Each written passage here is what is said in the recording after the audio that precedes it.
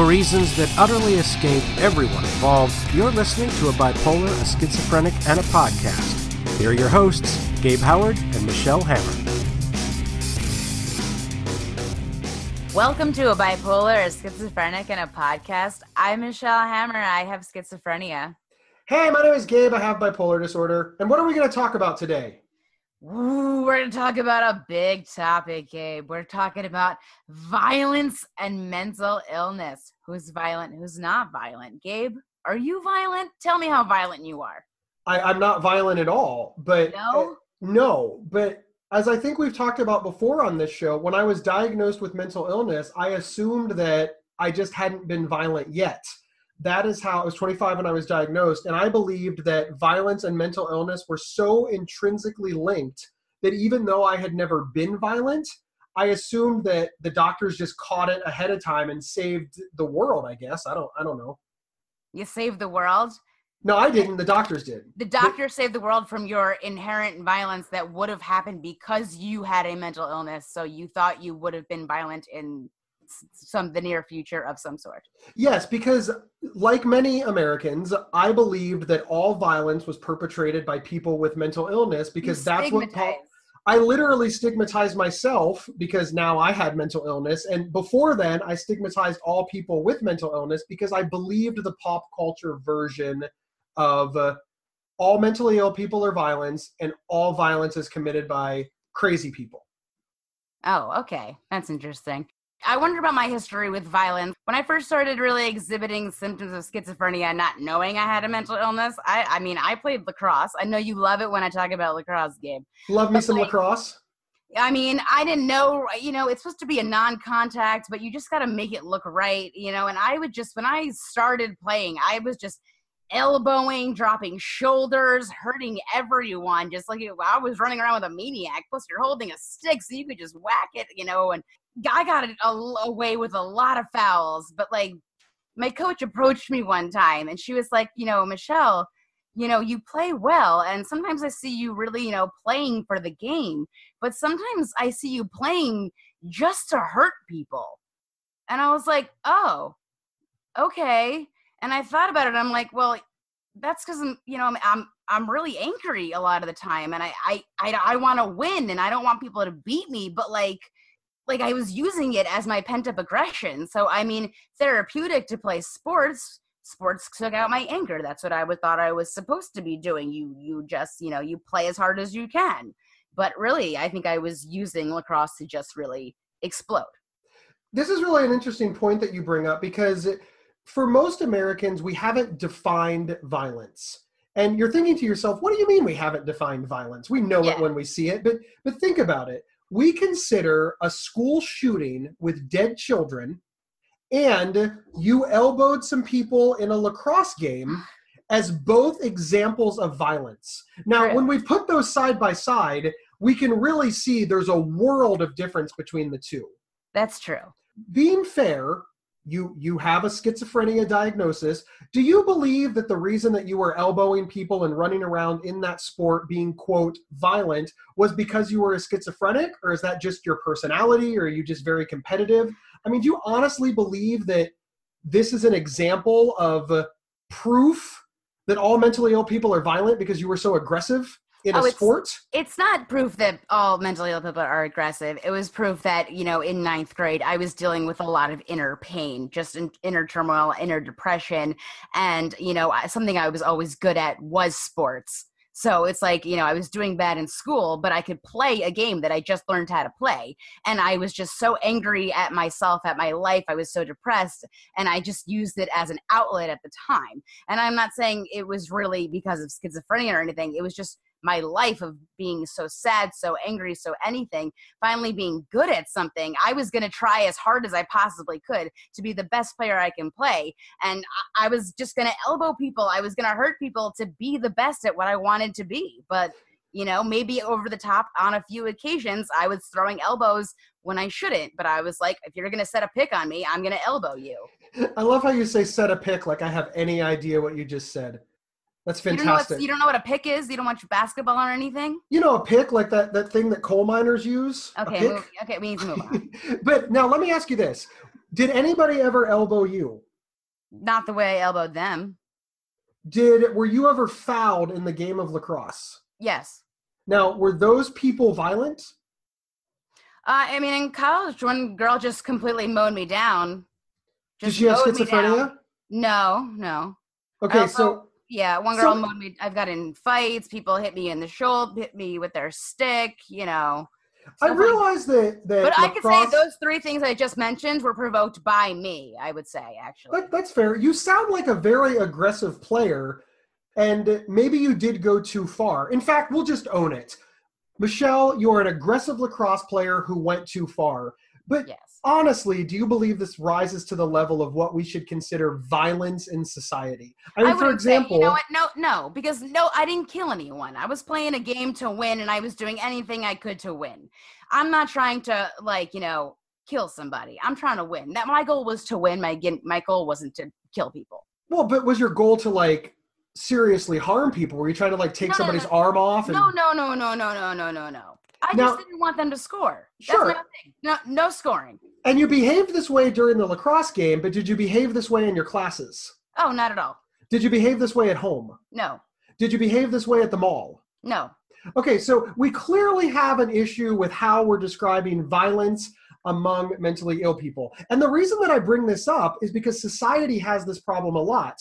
We talk about police officers dealing with people who are mentally ill and their violence. The first thing that I want to state unequivocally is sometimes people with mental illness are violent, and the police are called and they have to deal and work with those people. I'm not saying that people with mental illness are never violent. Please don't write me a whole bunch of angry letters. But 5%. No, not 5%, but some percent aren't. Not having a clear definition of violence allows this to play out. Somebody is hallucinating. They're hearing voices in their head. They think that bugs are crawling all over their body. And this is something, not a specific hallucination that you've had, but you've talked about hearing voices and having delusions and being out in public, right? And remember the story that you told about being in a Starbucks where you were kind of, laughing and being loud and jolly, and somebody looked at you and saw that as an example of you just being happy-go-lucky and having fun. Right. And we talked about how if you were yelling at yourself, swearing at yourself, or if your delusion was more negative and you happen to be say a 300-pound man, how somebody could see that as very scary and very threatening. Absolutely. And maybe that police officer who was called to deal with that scary man would then hover over that person and yell at them and tell them to stop it, therefore scaring the person who was already out of their mind. Right. And then that person would get up and run because they were frightened, and while running would push the police officer. Now, we all as a society agree that somebody who shoves a police officer is violent, because you can't go around shoving police officers. But in that person's defense, they weren't trying to hurt anybody. They were delusional. They were hallucinating. They didn't understand what was going on, and they thought they were in imminent danger and they ran. Right. Or are they violent and they attacked a police officer? And how do we decide which is which? Yeah. Yeah, see the problem. Want to learn more about mental health, mental illness, and psychology, but not be bored? The Psych Central Show is an award-winning podcast that speaks candidly with experts in these fields to break down complex topics into easily understood nuggets of useful information. Hosted by our very own Gabe Howard along with Vincent M. Wales. Available on your favorite podcast player or at psychcentral.com/show.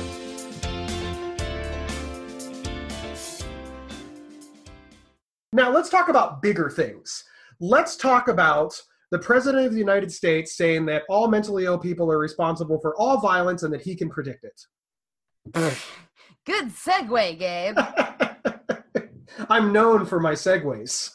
Yeah, well, the president actually has a carry license for New York City. It's really hard to get a carry license in New York City, but he actually has one. I watched an interview where he says that he can predict, really, who's going to be the next shooter, and he said, if somebody's a loner, he said he can predict if someone's going to be the next shooter. So if he's so good at predicting, I'm just wondering why there's been so many so far this year, because he can predict it so easily. But, well, in fairness, he can't interview everybody. So maybe he could teach the FBI how to predict. Listen, this is nonsense. We're not trying to make the show political. I don't care who you voted for. The statement that people can predict violence is nonsense. Violence is unpredictable by nature. The only indicator of future violence is past violence. People wish and they would feel safer if we could predict violence, but we can't. Okay. If you're using mental illness being insane as an excuse in court, it rarely ever goes through. But the whole reason is if you're marked as pleading insanity, you have to be completely unaware of what you did in that moment for you to plead insanity and for you to win in that thing. You can't understand the difference between right and wrong at any point. Exactly. So a mass shooter is completely aware of what they are doing in that moment and therefore cannot plead insanity. They're not insane in that moment. They know what they're doing. So therefore, if you can't plead insanity, you can't blame it on mental health. Therefore, mass shootings are not because of mental health issues. Well, there's an interesting thing that you brought up there. First off, every defense attorney in the country that hears this show is going to write us a letter and say that's completely not true. I have no idea why it's not true. I guarantee a defense attorney is going to be like, oh no, oh hell no, oh hell no. That bipolar and a schizophrenic lady on that show, nuts, completely nuts. Any crazy thing I ever did happened in the moment. I never preempted any crazy thing I ever did. Anything that ever got me sent to the hospital was done in the moment. I never planned anything for days. That is an excellent point. So what you've said is that you have done all of these things in the moment without being able to think, and that none of them, literally none of them, have been mass violence against people. So It is fair to say that at least one schizophrenic, even though hallucinating, delusional, and very, very sick, didn't choose violence. Yes. Now, that's not to say that somebody might not, and that is very scary. It is very scary to think that somebody that does not have control of their faculties would choose violence. And it does happen. All we're trying to say is that that person is unique. And that it is not fair to say that because they share a medical diagnosis with somebody else, that person is also guilty. And this is the thing that mental health advocates all over the country respond to. The idea that because one schizophrenic shot up a school, all schizophrenics are suspect. The idea that because one person with a mental illness did something wrong, all people with mental illness will follow in their footsteps. There are 45 million adults that have a mental health diagnosis, and only 11 million adults are actually severely mentally ill. Okay, so out of that 11 million adults that are severely mentally ill, have we had 11 million mass shootings this year? No. Okay, so clearly, just using math, we can't blame all violence on 11 million people. Less than 5% of violent crimes are committed by mentally ill people. Wait, then who commits the other 95%? It must be all the sane people. Now, okay, hang on. What do you say to people who say, this? I love this phrase. Well, but you'd have to be crazy to do that. I mean, how do you get around that? If somebody says that violence is an indicator of mental illness and therefore that person was violent, therefore they are mentally ill, what do you say to that? I mean, are all soldiers mentally ill? I mean, they have a propensity for violence. What about a police officer while doing their job has to discharge their weapon? That's a propensity for violence. What about all of the Nazis? Were they all mentally ill? I mean, wait, UFC fighters, boxers. I mean, they're just slugging people. So, again, I don't think that people are fully acknowledging that mental illness is a loss of faculties. Mental illness is not making a poor decision or even an evil one. Evil is not mental illness. Mental illness is mental illness. Evil is just not a symptom of mental illness. We do need to pause for a moment and acknowledge that sometimes people with mental illness do scary and unpredictable things because of their disorder. I watch Lock Up and I watch Snapped, and people just do evil things to either get rid of their wife or husband or to just rob a place. Wait. So are you saying that marriage equals violence? I mean, if a person who is in marriage kills their spouse, then all people in marriage are suspects. That's right. We should start saying things like all married people kill. All married people kill. All spouses kill. All spouses kill. Because spouses kill. You will end up on, if you get married, you will end up on Snapped. And we need to understand that saying that something is crazy or weird or uncommon is not the same as a diagnosable mental illness. I think that sometimes mental health advocates go too far. And they say that mental illness is never the cause of violence. And I want to be clear that you and I aren't saying that. We're not saying that. We're just saying that the majority of mentally ill people are living a quiet, normal life. And they're just trying to get by, and they're not violent. I mean, they're more likely to hurt themselves than other people. Yeah, if you look at the 11 million, because again, there's not 11 million crimes. But let's pretend for a moment that all the politicians are right. Let's just say that the president and the senators and the NRA and all of the people who have blamed all the gun violence on people with mental illness are completely right. So are you imagining this? I'm imagining this. All violence, are you ready? Is done by mentally ill people. Done by mentally ill people. So that makes sense to why they're widening the mental illness safety net. Why they're completely funding systems of care. Why when you have a mental illness, it's so easy to see a doctor and get shelter and care. I mean... That's not true. Wait, it's not? You're telling me that they've figured out that all violence is done by people with untreated mental illness, but they're also making it difficult for those people to get treatment? And they're making it easier for them to get guns. Wait a minute. Wait, how do you mean they're making it easier for them to get guns? Because the president undid the last president's bill to make it harder or something. So you're telling me that President Trump rolled back Obama-era restrictions on gun control for people with diagnosable mental illnesses? Is it scarier if I own a gun because I'm schizo or because I just have no aim? What's scarier? Both. Listen, this is not a popular thing to say, but I think that people like us shouldn't own guns for a number of reasons. And listen, please don't send in the hate mail. I don't have any aim. I know you don't have any aim, but I don't think that I should own a gun because when I get really, really sick and when I get suicidal, I don't want my hands on it. I don't want it around. I'm not saying that you can't shoot guns. I'm not saying that you can't go to the gun range. My sister takes me to the gun range and I love it. And I'm becoming a better shot each and every time. But I don't keep a gun in my house because it's not safe. And listen, my sister will hook you up too. No, I'm good. I'm good. She'll teach you how to shoot. Can I get a bazooka? No. Oh, okay. But let's circle back to if people with mental illness are responsible for all the violence, why are there all of these barriers to care?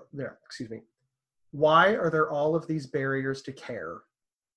If all we have to do to get all of the violence out of society is treat all the mentally ill people, isn't this a no-brainer? Like, isn't this a good investment in our future, in our children, in our communities?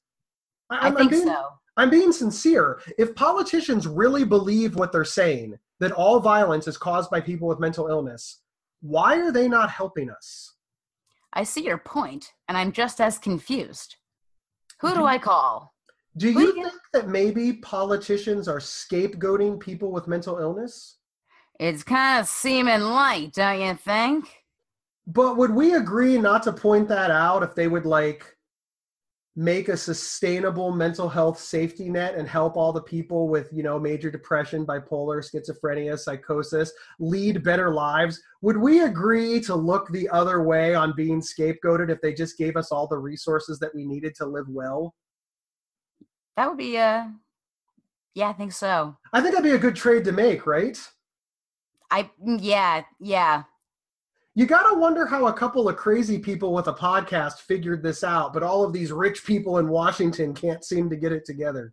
Well, because they can predict violence, Oh, I forgot they can predict violence. Yeah, Why do you think, let's move past politicians, past predicting violence, and past all that nonsense, and let's talk about this. Why does society believe, truly, when people say mentally ill people are responsible for all the violence, why is society so quick to believe this? Everybody looks for a scapegoat. Everybody looks for a reason why it happened. They need somebody to blame. They need somebody to help them heal from what's happened. You know, you have to put your anger somewhere. You can grieve, but you also are angry. I think you're absolutely correct. I think that it's confusing to people, and they want to restore reason to their lives. And saying that, oh my God, it's not random, it's mental illness, allows them to restore that sanity. It makes them less scared. Yeah.